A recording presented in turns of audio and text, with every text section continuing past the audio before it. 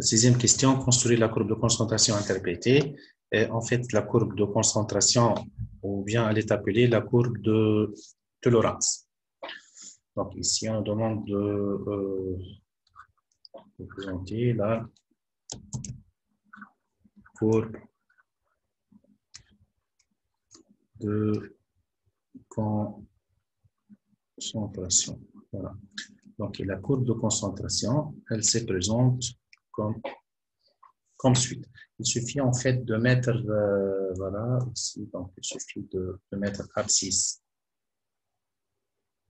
Voilà, donc j'essaie de voir, donc peut-être 1, 2, 3, 4, 5, 6, 7. Donc ici, je dois mettre une échelle en fait.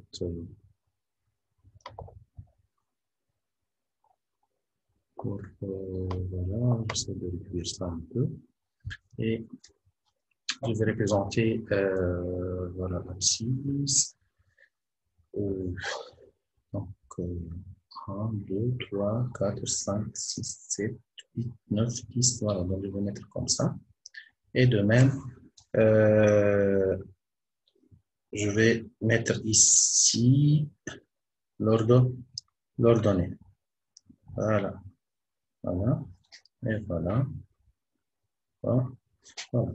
En fait, et je vais essayer de mettre l'échelle. Donc ici, 1, 2, 3, 4. Donc ici, 0,5. Ici, 1, 2, 3, 4. Ici, c'est 1. Je vais mettre le grand G ici et le grand FI ici. Et je ferai de même 1. Je vais essayer de mettre l'échelle 1, 2, 3, 4, 5, 6, 7, 8, 9 et 10. En fait, j'aurai 1. Ici, j'aurai 1 ici. Et comme ça, peut-être j'obtiens un carré que je vais représenter comme ça. Voilà.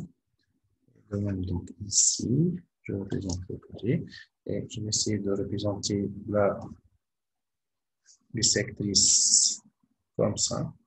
Et en fait, à chaque fois, je vais essayer de mettre le FI en abscisse et le grand GI en ordonnée. En fait, si je reviens au tableau, le grand FI 0,15, le premier point, et le grand GI 0,023. Ainsi, donc, si je reprends, 0,1, 0,15, ici, donc peut-être 0. Donc, je vais mettre le premier point comme ça. Voilà. Et voilà. Le deuxième point, c'est 0,375 et 0,128. 0,2, 3, 5, 0,128. Donc voilà, c'est presque ici. Voilà. Ici, voilà. Le troisième point, c'est 0,45 et 0,186. 0,2, 0,3, 0,4, 0,45 et 0,186.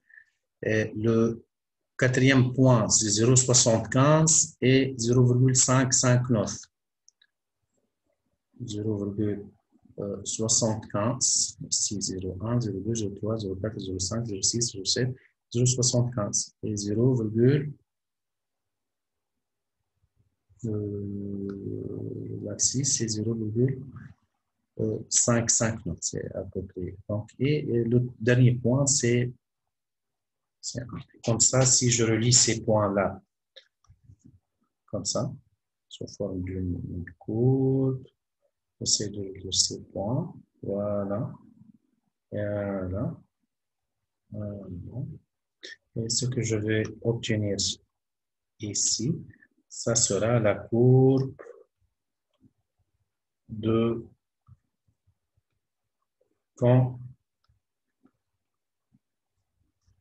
La courbe de concentration.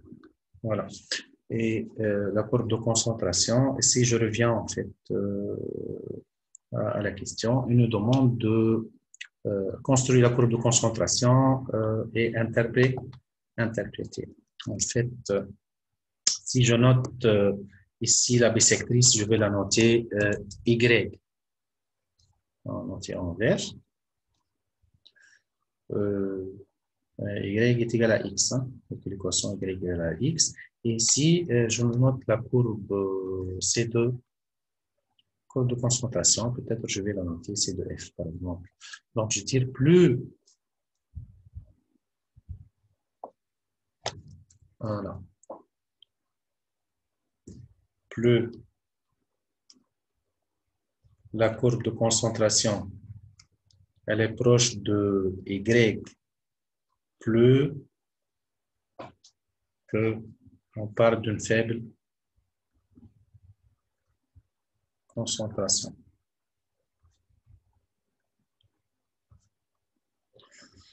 Et plus C de F est éloigné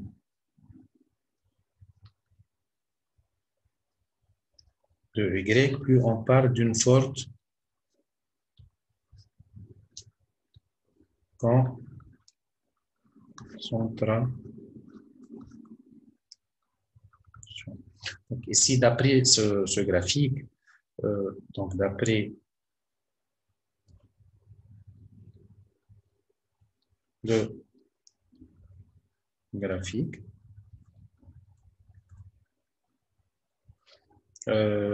donc je ne peux pas conclure en fait si elle est proche ou bien elle est loin. Et en fait, je peux dire que la courbe C de F est moyennement proche. Voilà. Proche de Y, et du fait, je peux conclure que on a donc une certaine concentration moyenne.